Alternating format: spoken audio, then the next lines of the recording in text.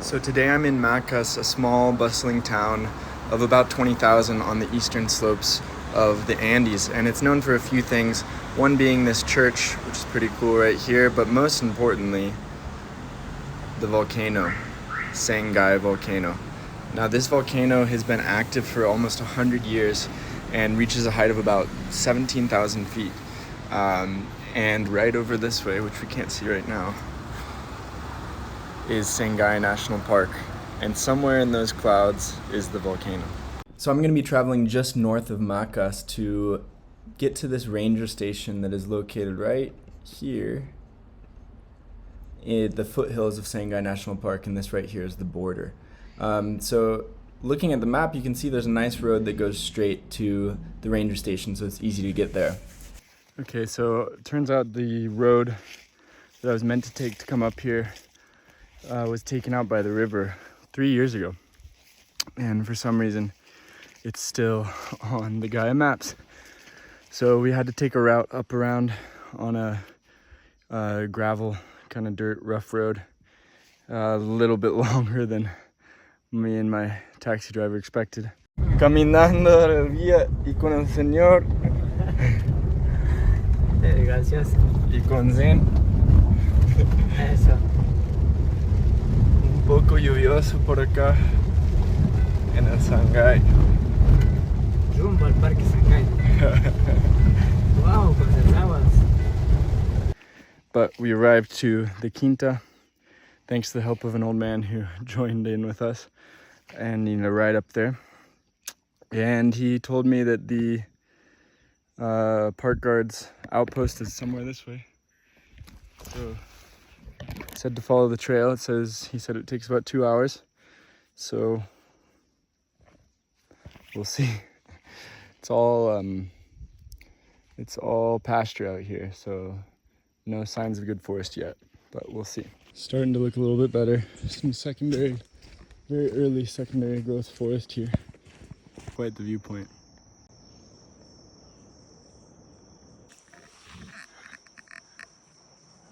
Well, I've been walking for about half an hour, made about 2 kilometers, and the old man I ran into told me it was about a 2-hour hike. So I'm hoping that's 2 hours at old man pace, but something tells me that his old man pace is probably pretty fast. This right here is a giant earthworm. Ooh, it looks like he's still kind of alive. Definitely been eaten by something. And this is a small one. Now this whole time I've been following horse tracks. Horses or donkeys will mess up the trail pretty well, make it muddy, just because they're so heavy and their hooves go straight into the ground and make it all. Oh my god, look at this tree.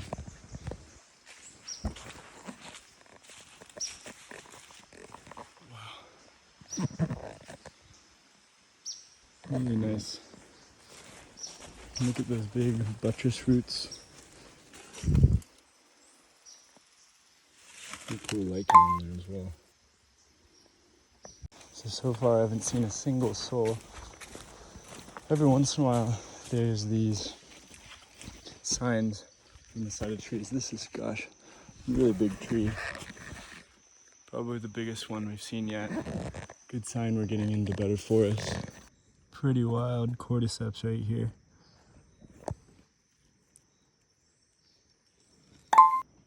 It actually looks like perhaps the chrysalis of a butterfly. You can see the symmetry, bilateral symmetry right here. And it was lying on its side and the fungus grew out like this. So that, or perhaps it's a pupae of some sort. But yeah, the cordyceps fungus is really interesting.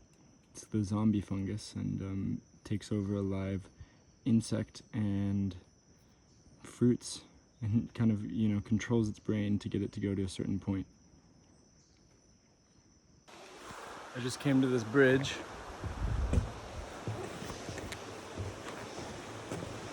Drawstring. A few broken boards, but really nice. Beautiful river.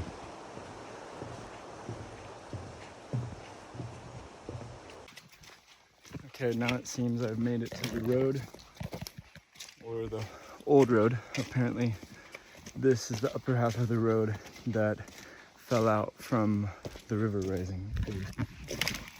Beautiful pink on this plant. This is a Glossolaoma.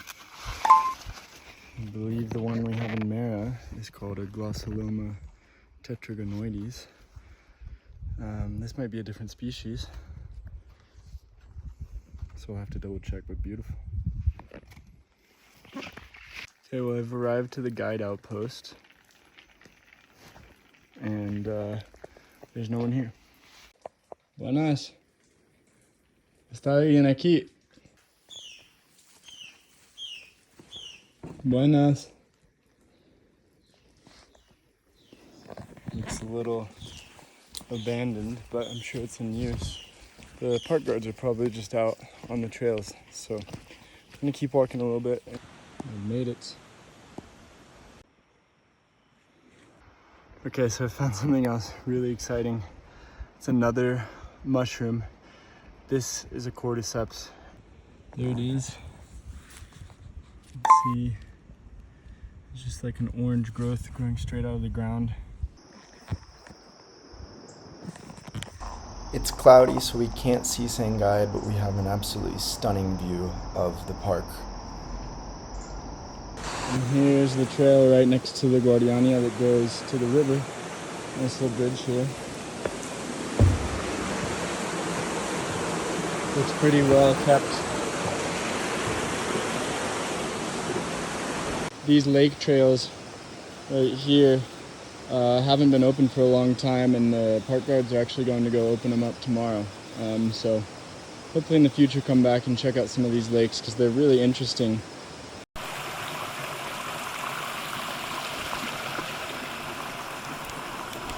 So here we've made it to a pretty nice stretch of forest. You can see some big trees up there. Really cool weevil right here, sitting on another really cool plant. This plant, let's see if I remember.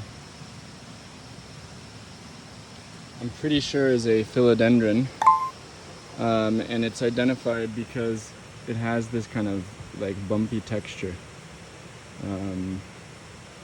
I think rugosum, but I will check that. And yeah, probably attracting little flies and bugs and such to pollinate, and looks like they don't really open up completely. Made it now to the riverbed. It's pretty big and it's pretty incredible. You can see it's all this black sand right here.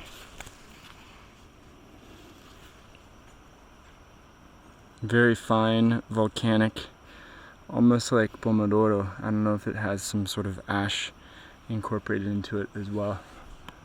But gosh, what a stunning landscape, and you can just see forever.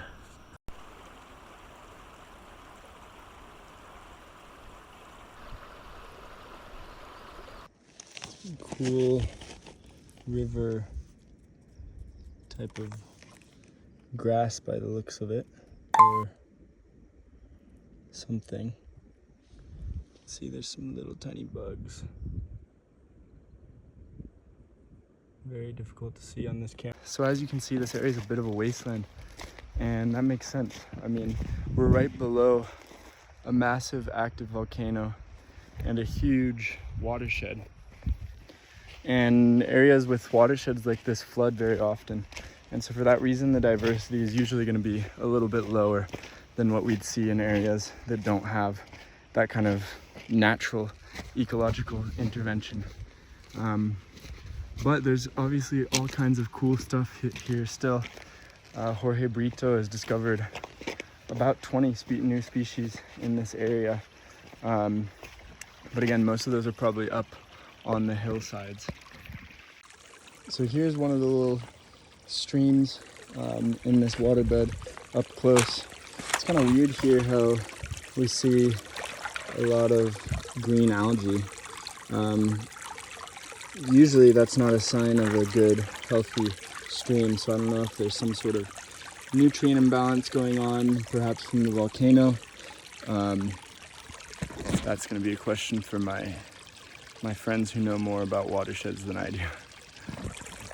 But yeah, you can see by the vegetation that all of this gets flooded out pretty often. It's all very early successional vegetation. These grasses probably stay put and then they can probably handle it, or they might grow really quickly. But also things like these ferns and mosses are usually the first colonizers of a newly destroyed habitat. So these will probably grow for a little while until the next flood comes and washes them away. Cool little polypore mushroom growing on a branch here. Okay, so it's starting to get a little dark. I don't like being along rivers at sunset. There's a lot of bugs that can show up. And I should probably get heading back soon. I have about 3 hours until my friend Henry's supposed to meet me and take me back to Macas. So I'm gonna go say goodbye to the park guards, maybe have a little tea, and start off. Goodbye, horse.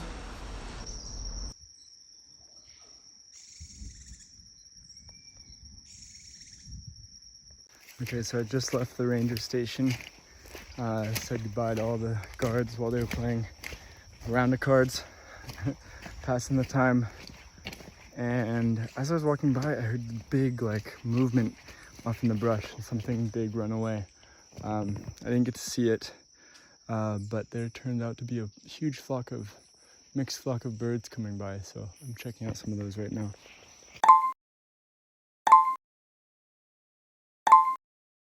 Here's where we leave the old road and go back on the new trail into a bit of forest.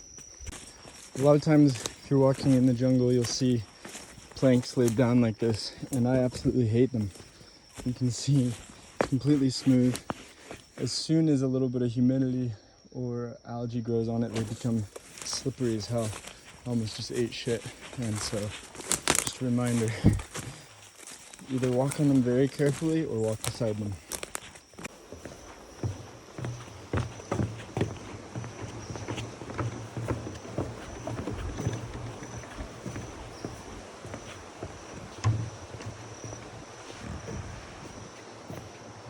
Here's our first lizard of the night. You can see they're sleeping at the end of a leaf or a plant. And that's because if a snake or something comes up it's gonna move, and they're gonna feel it, and they'll be able to drop down, and down here somewhere he's gonna have a hole that's his escape route. So right now, kind of sleeping. These are diurnal lizards. Mostly forage during the day, so we'll let him go, let him be, because I kind of woke him up. Here's another Anyaleoides, right over there.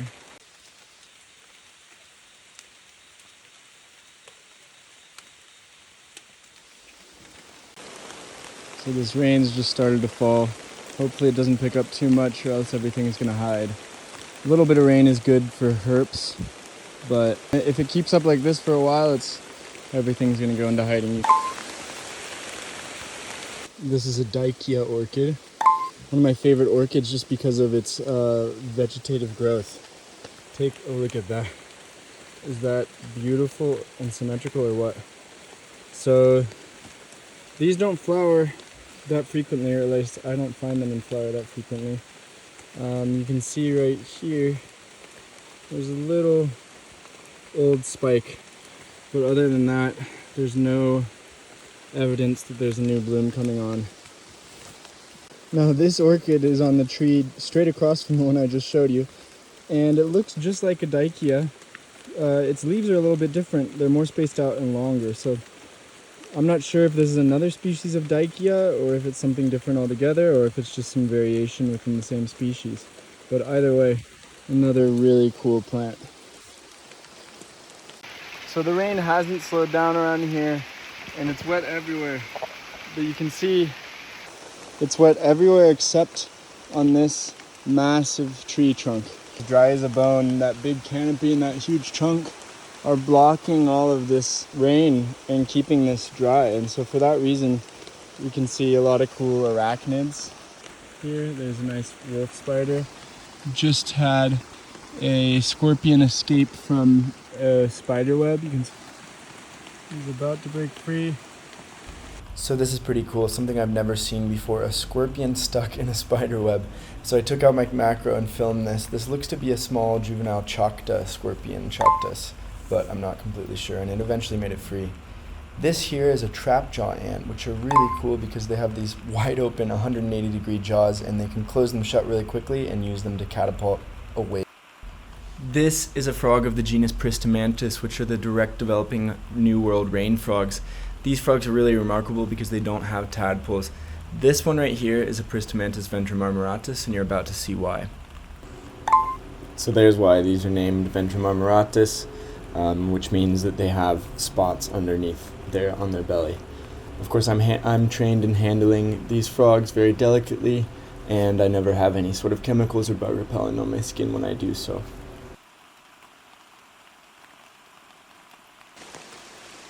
Oh.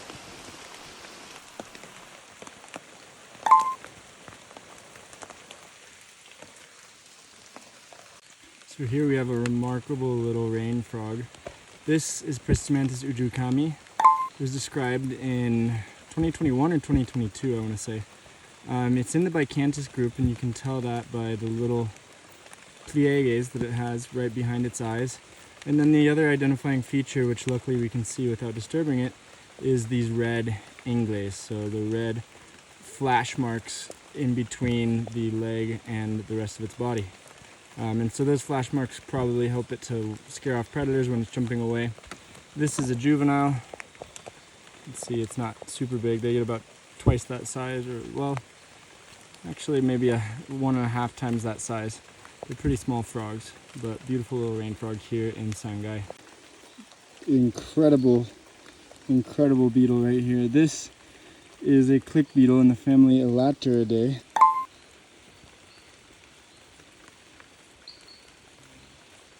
Here we go with our third Pristomantis species. Beautiful little Conspiciatus group.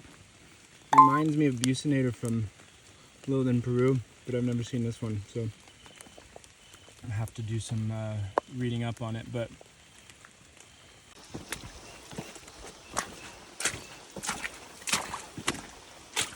okay, so I was back in the stream looking for a Hylocertus that I heard calling. This is what a Hylocertus philognathus looks like, and this is the call that I was hearing. The exact same call, actually.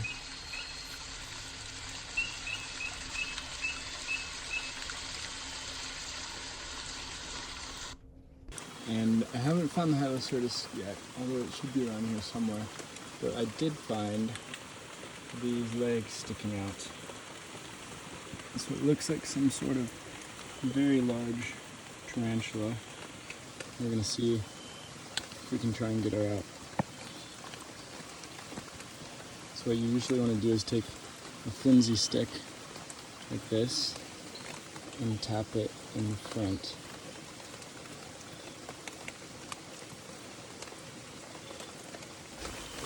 Ooh. There we go. Made me jump. There you have it. A nice big old Pamphibedius. Probably Pamphibedius skis, although I'm not sure. Now we're back out to the pasture, almost back to La Quinta, the town, and about an hour early from when I told Henry to pick me up. But we'll see if I can get some service to reach out to him. Lots of eyes staring at me.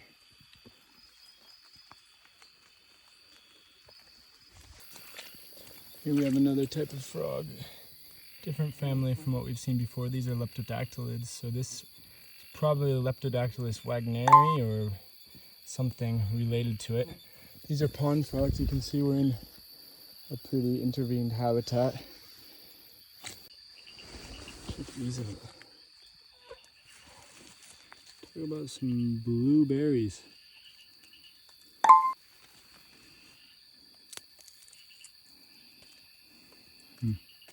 Here we have a really cool flower. This is a Blachia from the family Melastomataceae. There's quite a diversity of these and quite a lot of current work being done on the taxonomy of them in the area. This one has a really nice smell that it's hard to describe, but kind of like a rose, but sweeter, if I could describe it. And yeah, out here in the pasture.